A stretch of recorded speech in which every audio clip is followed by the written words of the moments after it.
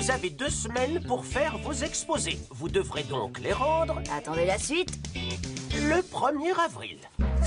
Oh non, c'est le jour des poissons d'avril. Super marrant. J'adore les poissons Je d'avril. déteste les poissons d'avril. Je hais les poissons d'avril. J'abhorre les poissons d'avril. Silence, ça suffit, tout le monde se calme. Faire des farces à l'école, c'est vraiment comme se moquer de l'autorité. C'est carrément mal. Je tiens à ce que vous sachiez tous que cette année, le moindre écart de conduite aura de très graves conséquences. Je ne tolérerai aucune pitrerie, farce ou autre blague dans cette école. Suis-je bien clair? Monsieur Leroux, je ne ferai jamais... Angelo, je sais que tu as fait des farces à chaque 1er avril depuis que je te connais. Quoi? C'est pas vrai, qui a mis de la colle sur ma chaise? Angelo! Oh, je ne veux pas boire une grenouille. Je t'aurais prévenu, Angelo. Manigance quoi que ce soit cette année et tu iras À l'école militaire? en retenue jusqu'à la fin de ta vie. T'imagines ce Même quand il sera Tu adulte. crois que c'est possible? C'est encore mieux que tout ce que j'avais imaginé. Une chose que les gens ignorent sur moi, c'est que je sais quand tourner la page. Pour devenir une légende, il faut savoir s'arrêter quand on est au top. Monsieur Leroux, ce que j'allais vous dire, c'est que je ne fais plus de farce désormais. Tout ça est derrière moi, j'ai plus rien à prouver. Oh, vraiment? Je jure solennellement de ne plus faire aucune farce. Je répète, aucune farce. Rien. Terminé. Nada. Fini. Zéro farce. Ce serait véritablement une excellente surprise. Oh oui. Bon, mon objectif pour les 2 prochaines semaines, ne faire de farce à personne. C'est presque une mission impossible. Comment toutes les toilettes peuvent être hors service? Il faut que je fasse pipi. Des ballons. J'aurais dû m'en douter. Tu devrais arrêter les farces, Angelo. Le 1er avril est dans quelques jours. Oh, j'aimerais pouvoir dire que c'est mon œuvre, mais j'ai officiellement raccroché. Sérieusement, Angelo, la boule puante dans la salle des profs. Les confettis dans le parapluie de Mademoiselle Perla, ces farces portent ta signature. Tiens, je savais même pas pour celle-là. Je vous jure, les copains, j'ai rien fait de tout ça, c'est pas moi. C'est vrai? Même pas la souris en caoutchouc à la cantine?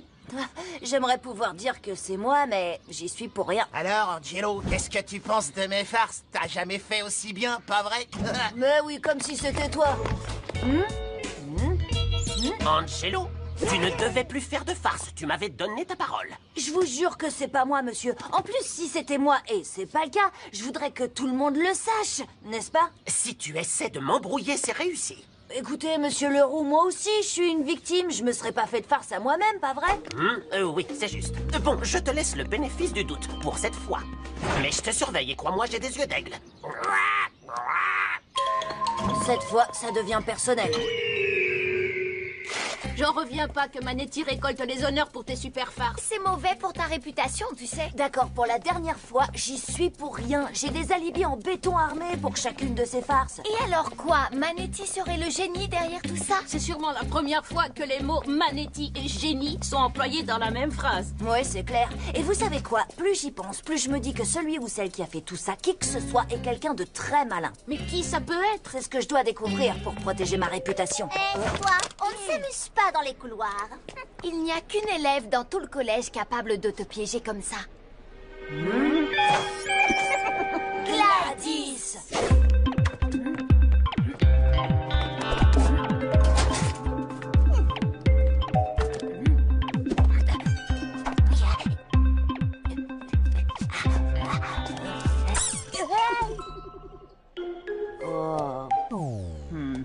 Ah, cette fois je te tiens. Allez. Ah, comme si j'allais me laisser... Quoi? Non mais, Qu'est-ce que... on s'est tous les deux fait avoir. Bon, eh ben, au moins, on a réduit la liste des suspects. Quand j'aurai retrouvé le farceur, ma vengeance sera terrible. La bonne nouvelle, c'est que j'ai un nouvel alibi. Toi, sûrement pas. Ne compte pas sur moi pour t'aider, Angelo. Oh, c'est pas très sympa, tu sais. Ouais, je sais. Quelqu'un a mis du poivre dans le café des professeurs. À moins que ce mystérieux farceur ne se dénonce, je te considère comme responsable.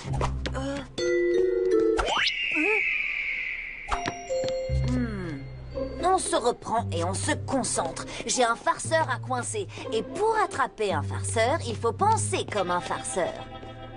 Un coup de chance, je suis assez douée pour ça. Un véritable farceur ne résistera pas à la tentation de dessiner une moustache ou de noircir une dent sur un poster de Gladys. C'est un classique. Mon piège est irrésistible.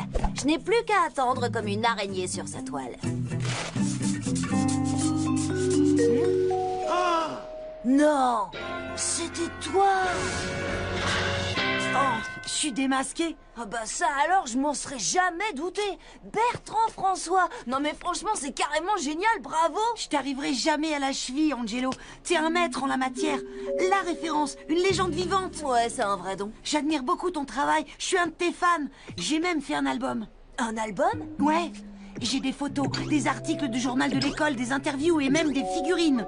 T'as des figurines de moi? T'es sérieux?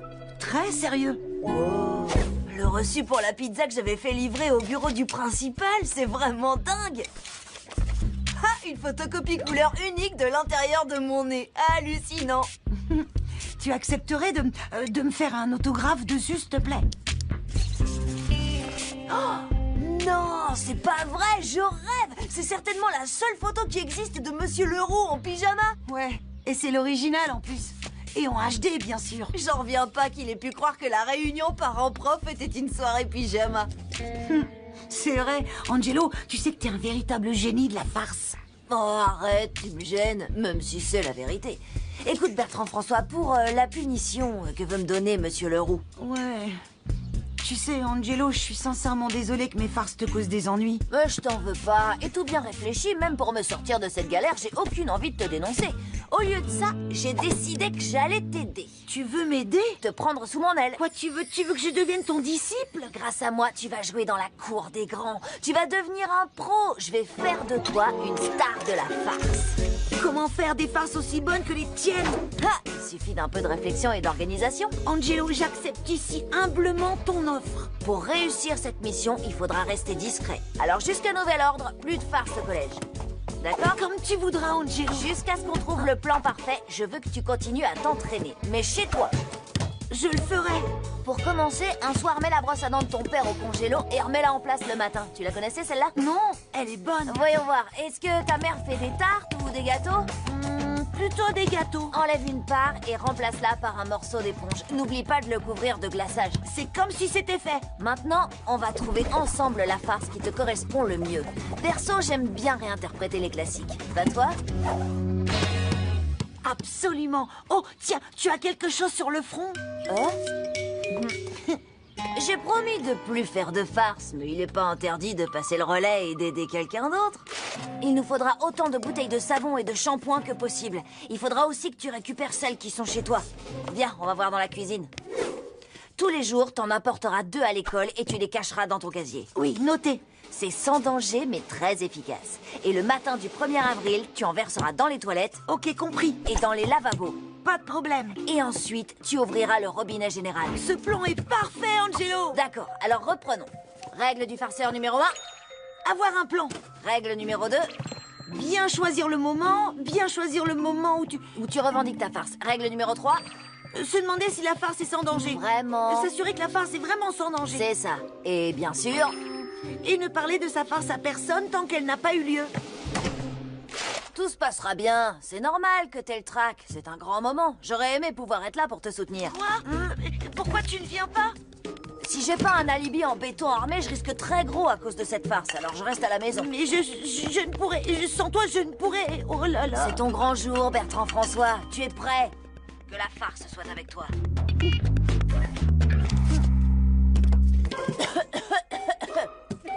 Je crois que j'ai attrapé un rhume. Atchoum! Je vais rester au lit aujourd'hui. Et c'est pas une farce, c'est de la comédie. Ce sont 2 choses très différentes.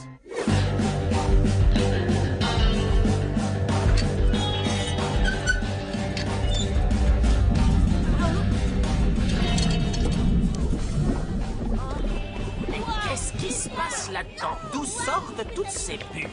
Je déteste le 1er avril. Ouais! Poisson d'avril! Bertrand François, mon ami, il est temps que tu aies ton propre album. Avec cette farce, tu es entré dans la légende. Merci beaucoup, Angelo. Bon, c'est vrai, t'es collé tous les jours jusqu'à la fin de l'année, mais tu riras de cette farce jusqu'à la fin de ta vie. Alors ça valait le coup. Pas vrai, mon pote? C'est clair. Je déteste le 1er avril. Quoi? Qu'est-ce qui t'arrive, Angelo? Vous avez quelque chose sur le visage? Ah oui? Non, c'est plus haut. Oui, c'est encore là. Vous permettez? Voilà, je l'ai eu. Merci, Angelo. Je vous en prie. C'est Bertrand François qui m'a appris cette farce. Eh oui, l'élève a dépassé le maître.